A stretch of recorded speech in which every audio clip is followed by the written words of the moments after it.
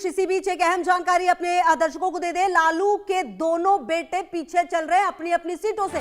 जी हाँ, देखिए जो तेज प्रताप है वो तो लगातार पीछे चल ही रहे थे, लेकिन अब तेजस्वी यादव भी पीछे हो गए हैं। और थोड़ी देर पहले जैसा कि हम आंकड़ा भी आपको बता रहे थे, 3000 समथिंग कुछ वोट से जो तेजस्वी है वो पीछे चल रहे हैं। अब ये क्या संदेश है, ये तो अपने आप में बड़ा सवाल है। बीजेपी में जश्न का माहौल है, महुआ से चौथे नंबर पर चल रहे तेज प्रताप। और ये तस्वीरें भी देख लीजिए आप, बीजेपी का ये कार्यालय जहां पर जश्न का ये माहौल, एक तरफ जेडीयू ऑफिस में भी जश्न का माहौल था, थोड़ी देर पहले हमने आपको दिखाया, और अब बीजेपी ऑफिस में भी। अच्छा आलोक सर, मैं तभी एक सवाल ये पूछ रही थी आपसे कि ये जो पूरा रिजल्ट है सर, कहीं ना कहीं जो जंगल राज जिसकी बात की जाती है, क्या जनता उससे निकल नहीं पाई? क्योंकि आप देखिए ना, पोस्टर बैनर से लालू यादव को बिल्कुल हटा दिया गया इस बार तो उनको रखा तक नहीं गया। उसके बावजूद जो जनता है वो शायद कन्विंस नहीं हो पाई और जनता इनके साथ नहीं आ पाई है।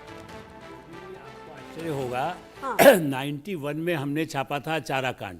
हाँ। उसके बाद ये ठीक है कि 15 साल वो राज किया। हाँ। लेकिन जिस तरह से स्थितियां आ रही है, उनके जो समर्थक हैं, उनके साथी हैं, ऐसे ऐसे माफिया उनके साथ रहे। मैं कह रहा हूँ लालू जी ने जो किया नहीं किया, लेकिन जैसे कहीं नौकरी का जॉब का था, उसमें अभी भी मामला सामने आ ही रहा है। तो जनता जो युवा है वो भी ये तो समझते हैं कि भाई ये खाली धोखा दे रहे हैं। हाँ। हमें या तो हमारे बाप को जमीन बेचना पड़ेगी, हाँ। या हमें कोई जमीन इनको नाम करना पड़ेगी, हाँ। या कुछ और इनको फायदा देना होगा, जो मैं बिजनेसमैन के लिए कह रहा था। इससे जो एक लोगों को उम्मीद क्या थी कि ये जो कह रहे हैं मिल जाएगा, किसके बदले में मिलेगा।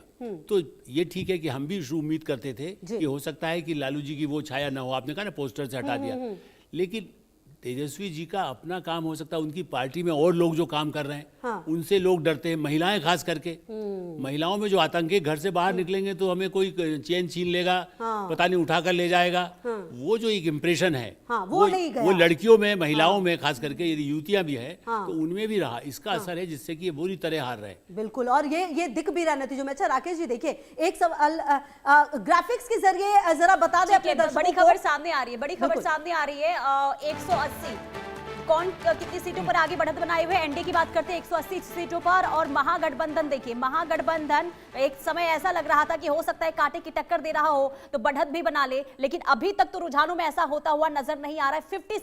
57 सीटों पर महागठबंधन है, और ऐसे में आकलन ये करना बहुत जरूरी हो जाता है कि आखिर आरजेडी के लिए यहां पर जो स्थिति बनी हुई है इसके पीछे वजह क्या हो सकती है। क्या कांग्रेस बहुत कमजोर कड़ी यहां पर आरजेडी के लिए साबित हुई है, इसका भी आकलन करना होगा। लेकिन आरजेडी ने भी तो वैसा प्रदर्शन इस बार उनका भी तो नहीं दिख रहा ना। चलिए कांग्रेस तो पिछली बार भी 17-19 ऐसा आंकड़ा जो है, लेकिन प्रियंका जी भी लगातार हमारे साथ जुड़ी हुई है। प्रियंका जी, ये जो आंकड़ा है महागठबंधन का, ये जो रुझान अभी फिलहाल सामने आ रहे हैं, ये सचमुच निराशाजनक है। और जरूरत इस बात को है कांग्रेस को कि वो राज्यवार समझे कि वहां के क्या मुद्दे हैं और उन मुद्दों को लेकर जाए जनता के बीच में।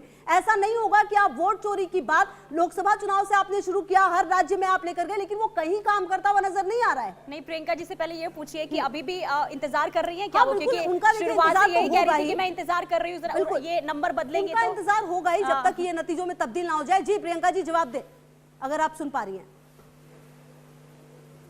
बस मैं ये पूछना चाह रही हूँ, कुछ नाम मैं आपको गिना रही हूँ, ये बताइएगा भारतीय जनता पार्टी के कार्यकर्ता हैं कि नहीं है। एक प्रभात कुमार है, संतोष ओझा है, नागेंद्र पांडे, इन्होंने कहाँ कहाँ वोट डाला आपको पता है? दिल्ली में भी वोट डाला और फिर बिहार में भी वोट डाला। उस पर कोई जवाब आज तक जो है चुनाव आयोग ने नहीं दिया। तो असली मुद्दा तो वोट चोरी है, और वोट चोरी का मुद्दा जिस तरीके